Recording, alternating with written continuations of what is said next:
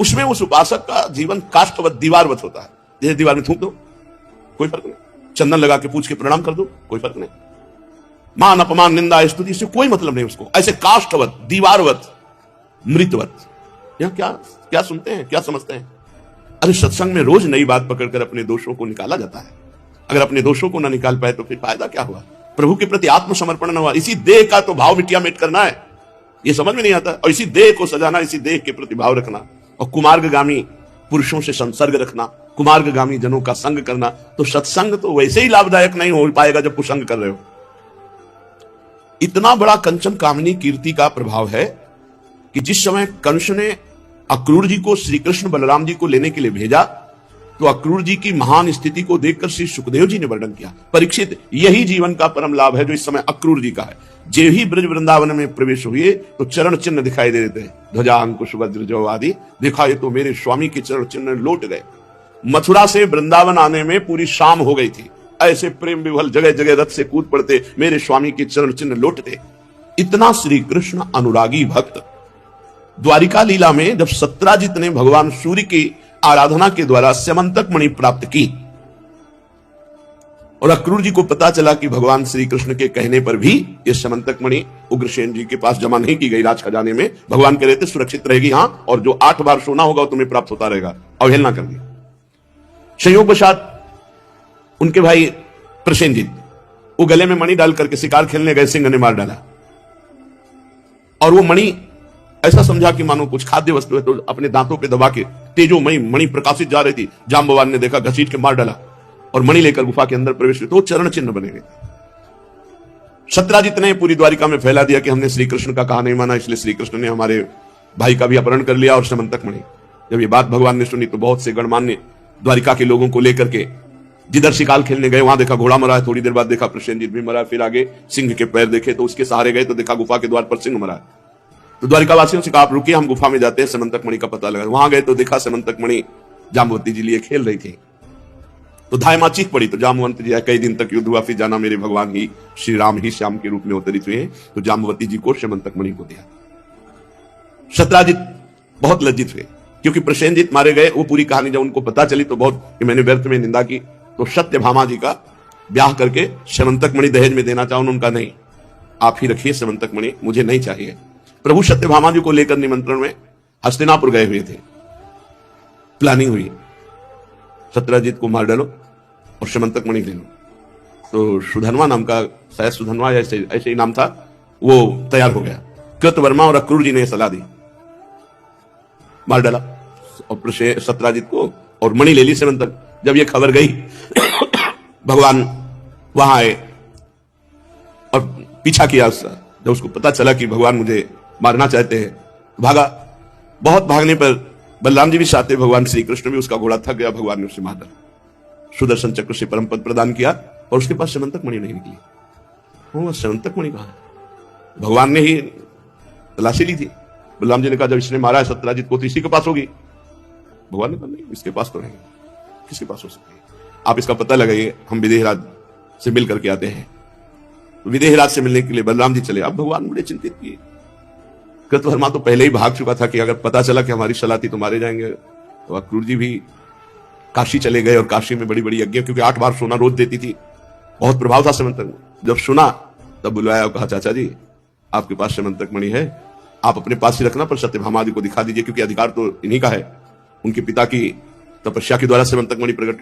उनका नहीं, हमारे पास नहीं। बोले चाचा जी हमें पता है आपकी जेब में कपड़े में लपटी हुई है। इस प्रसंग से हमें शिक्षा मिलती है कि कंचन में कितना बड़ा दम है। अक्रूर जैसे महात्मा को भी भगवान से दूर कर दिया काशी में। अक्रूर जैसे महात्मा स्यमंतक मणि को महान समझने लगे और नीलमणि को लघु समझ लिया। तभी नीलमणि कह रहे हैं कि दिखा दो स्यमंतक मणि, तो यार मेरे पास नहीं, कहा नहीं आपके पास ही रहेगी, मुझे पता है कपड़े में लिपटी हो, निकाल के दिखा दिया। फिर कंचन बड़े बड़े महाभागवतों में भी अपना प्रभाव दिखा रहे हैं, ऐसा ना समझे कि कोई साधारण चीज है। और कामिनी तो उससे भी इसीलिए बहुत जोर का, एक क्रम बाई क्रम उत्तम है। जैसे होता है कि एक उत्तम होता है, इसमें ऐसा नहीं, इसमें क्रम बाई क्रम उत्तम है। कंचन से श्रेष्ठ कामनी, कामनी से श्रेष्ठ कीर्ति। कंचन विजयी को भी परास्त करने की ताकत रखती कामनी, और कामनी विजयी को भी अपनी प्रतिष्ठा, अपना मान, अपना नाम ये परास्त कर सकता है। कंचन तजना सहज है, सहज तिया का ने मान बढ़ाई ईर्ष्या दुर्लभ तजनाए। अगर इन तीनों पर निकल जाए तो भगवत मार्ग में विजयी होता है। ऐसे जरा सा भी मन में विकार आया, भाग पड़े संसार की तरफ, ऐसे थोड़ी चला जाता है। काष्ठवत कुड्यादिवत दीवालवत काष्ठवत। अच्छा, कौन जानता है आप कामी हो, कौन जानता है आप दोषी हो, क्यों बोलते हो, क्यों चेष्टा करते हो, शांत, वही भस्म हो गया। ऐसे बिललाया थोड़ी जाता है, ऐसे नहीं। ये सब पुण्य के प्रताप से संयोग हुआ, अपराध बने, पुण्य नष्ट हुआ, खत्म। अगर यही वचन की पालन की वृत्ति आ जाए तो माया के क्या माया, मां माने नहीं, माने जो है ही नहीं, जिसकी सत्ता ही नहीं है, ना सतो विद्यते भाव, समझना ही नहीं। असत की सत्ता दिए हुए है और सत को अभाव में पहुंचा दिया, जबकि असत का अभाव है और सत की सत्ता है, समझ नहीं पा। श्री वृंदावन में जो काष्ठ और दीवार की तरह अपने जीवन को रखता है, उसके नेत्रों में प्रिया प्रीतम प्रकाशित होते हैं और अश्रुधारा प्रवाहित होने लगती है। शरीर में श्वेद, रोमांच, प्रकंप, भूमि पर लुंठन, लंबी लंबी श्वासें और यहां तक कि प्रेम मूर्छा आदि तक स्थिति वृंदावन प्रकाशित कर देता है उसके हृदय में, जो निरपराध काष्ठवत दीवारवत अपने शरीर को वृंदावन में रखता है। यह वृंदावन की बड़ी विलक्षण भक्ति है। तादृग भक्ति प्रवाहादपि खलु परततो अद्भुत स्वानुभावात्। इसका रस वही जानेगा जो अनुभव जिसको हुआ है। ये ऐसे उपदेश से समझ में नहीं आता। रजरानी का सेवन, रसिकों का संग, बहुत ही सहनशील होना, मतलब अब जब काष्ठ और दीवार की संज्ञा दे दी तो आप समझ लो, बहुत ही सहनशील होना। सहनशील, आशय, उदार और धीरज सहित विवेकी, ये परमार्थ पत्र भाई। अज्ञान अंधकार से घिरा हुआ जीव भोगों की तरफ भागता है। जैसे कीड़े को अमृत के कुंड में पहुंचाना चाहो तो नाली का ही वो सेवन करना पसंद करेगा, अमृत के कुंड को नहीं। जैसे सुकरी को वैकुंठ धाम पहुंचाने के लिए प्रहलाद जी ने कहा तो उसने कहा विष्ठा मिलेगी वहां का विष्ठा बोले नहीं, विष्ठा नहीं मिलेगी। कुछ हालत अपने लोगों के मन इंद्रियों की ऐसी है कि भगवान ने हम पर कृपा की, मानो देह दिया, प्रियाजों ने कृपा की, वृंदावन में घसीटा और सुंदर अवसर दिया है इस माया पर विजय प्राप्त करके भगवदानंद की अनुभूति करने के लिए, अनंत जन्मों के इस जन्म मरण के चक्र से, चिंता, शोक, भय, उद्विग्नता से मुक्त करने के लिए। पर ये नीच मन, नीच इंद्रियां, इनका प्रवाह नीचे की ओर है। मना कष्टान इंद्रियाणि प्रकृति स्थानी कर सती। अब इनको उच्च परमात्मा की तरफ लगाने के लिए मंत्र की आवश्यकता है। जैसे नीचे बहते हुए जल को ऊपर उठाने के लिए यंत्र की आवश्यकता है, ऐसे ही नीचे प्रवाहित होने वाली मना कष्टान इंद्रियाणि, इनको परमात्मा की तरफ लगाने के लिए मंत्र की आवश्यकता है। मंत्र मिला हुआ है, शरणागत मंत्र, निज मंत्र। 4 बातें दीक्षा देने वालों को उपदेश देते हैं। 11 माला गुरु मंत्र का नित्य पाठ, नित्य अंदर मनन चिंतन। 12 पद कम से कम चतुराशी जी के, अभक्ष भोजन का त्याग और कुसंग का। 4 बातें केवल हैं, ये पकड़ लो, इस माया से मुक्त हो जाओगे। अब जब मानना ही नहीं है, आचरण विपरीत करने हैं, तो परमार्थ पे कैसे टिक सकते हो? ये तुम खिलवाड़ समझते हो क्या परमार्थ का? अरे पूरे जीवन को झोंक दिया जाता है आग में, बस कष्ट ही कष्ट मुझे सहना है, वो जाके फूल जैसा खिलता है। ऐसे थोड़ी सुख की लोभ लालसा से इस मार्ग में चला जाता है। इस मार्ग में पहले तय किया जाता है। सबसे पहले मन ने प्रश्न किया, कहां भोजन करोगे? भगवान। कहां रहोगे? भगवान। उत्तर भी हमारे से ही, प्रश्न भी, प्रश्न उत्तर दोनों के कदम आगे बढ़े थे।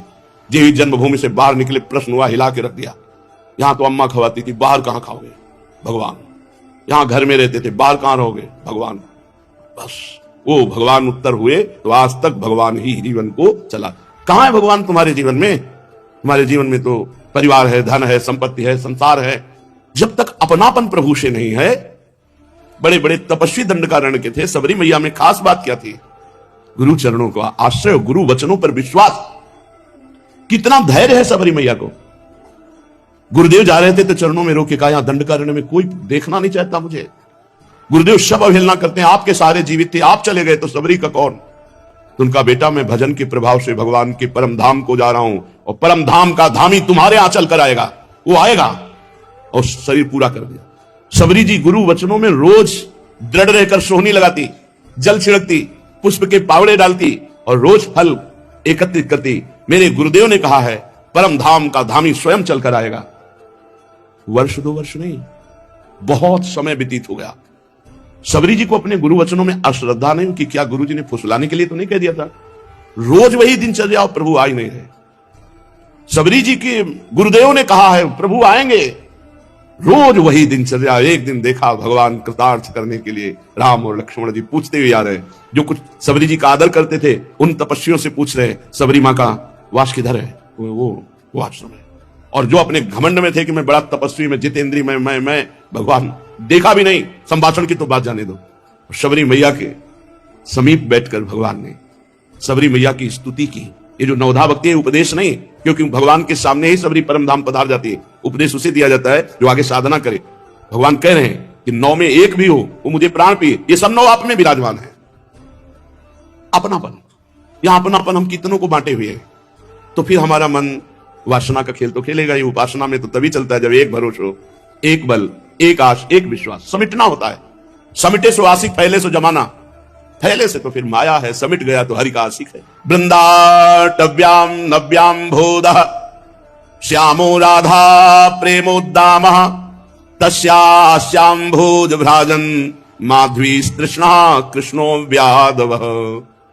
श्री वृंदावन में उद्दाम नवीन श्याम मेघ के समान श्री लालजू और तड़ित प्रभा अनंत बिजलियों की कांति श्री प्रियाजू, त्रसित लालजू नेत्रों से राधा मुख कमल के रूप सौंदर्य का पान करके उन्मत्त हो रहे हैं। ये ऐसे प्रियाजू और ऐसे लालजू अपने शरणागतों की सदैव रक्षा करते रहते हैं। बस शरणागति होनी चाहिए हृदय से। शरणागति अगर हृदय से नहीं होनी तो अपने कर्मों का भोग भोगोगे, वो रक्षा करने नहीं आएंगे, पक्का समझ लीजिए। क्या द्रौपदी जी प्रभु की निज जनों में नहीं थी क्या? लेकिन शरणागति में कमजोरी थी। पति का भरोसा था, बाहुओं का भरोसा था, भीष्म जी का सभा का भरोसा था। जब सब भरोसे पे पानी फिर गया तब भगवान का भरोसा जागृत हुआ। इसीलिए हरिराम व्यास जी कह रहे काहू के बल भजन को, काहू के आचार व्यास भरोसे को। ये भरोसा सिद्ध पुरुष में जागृत होता है। ये परिपक्व अवस्था होती है जब एकमात्र इष्ट का भरोसा। तो जो प्रिया प्रीतम के भरोसे है, बहुत कठिन है ये भरोसा लाना। एक आदमी कह दे तो भरोसा हो सकता है। एक बार हम अपने हृदय को बहुत धिक्कारा। गंगा जी के किनारे थे, कई किलोमीटर गांव नहीं मिला, अंधेरा कोहरा सर्दी का समय। अब मन में भय समा गया। मन से पूछा कि किस बात का भय तुम्हारा है क्या जो तुम भयभीत हो रहे हो? न रुपया, न पैसा, न जीवन। ये तुम्हारा जीवन भी नहीं तो भगवान को अर्पित है, भयभीत क्यों? पता नहीं। एक थोड़ी दूर में एक टिमटिमाती हुई लाइट दिखाई, ये भरोसा गया कोई है। बैठ गए और यार इतना शास्त्र ज्ञान, इतना भगवत मार्ग में कष्ट सह के चलने पर बेईमान मन, वो व्यक्ति है क्या है, वो कौन है, हमें कुछ पता नहीं, केवल लाइट देखी तो भरोसा हो गया। और भगवान मेरे साथ, इसका भरोसा नहीं। बैठ, आगे कदम नहीं बढ़ेंगे, यही बैठेंगे। बहुत जिद्दी स्वभाव का, यही बैठेंगे, नहीं जाएंगे। और बार बार धिक्कारा कि उस लाइट का भरोसा हो गया कि कोई है और भगवान मेरे साथ है, उस बात का भरोसा नहीं। भगवान पर भरोसा होना ये सिद्धावस्था की बात समझ लो। बड़े सौभाग्य हैं जिनको भगवान का भरोसा है। अगर गुरु की बात देखोगे कि गुरुदेव हैं तो गुरुदेव अखंड मंडलाकारम व्याप्तमेन चराचरम तत्पदम दर्शितमेन तस्मै श्री गुरुवे नमः। अखंड मंडल में गुरुदेव व्याप्त है। अगर गुरुदेव ब्रह्मानंदम परम सुखदम केवलम ज्ञानमूर्तिम द्वंद्वातीतम गगन सततम तत्वमस्यादि लक्ष्यम एकम नित्यम विमल अचलम सर्वधि साक्षिभूतम भावातीतम त्रिगुण रहितम सद्गुरुम तम नमामि। अभी गुरु को पहचाना नहीं, गुरु को जाना नहीं, गुरु को व्यक्ति माना, गुरु को भरण पोषण का एकमात्र आश्रय माना, अभी गुरु तत्व को नहीं जाना।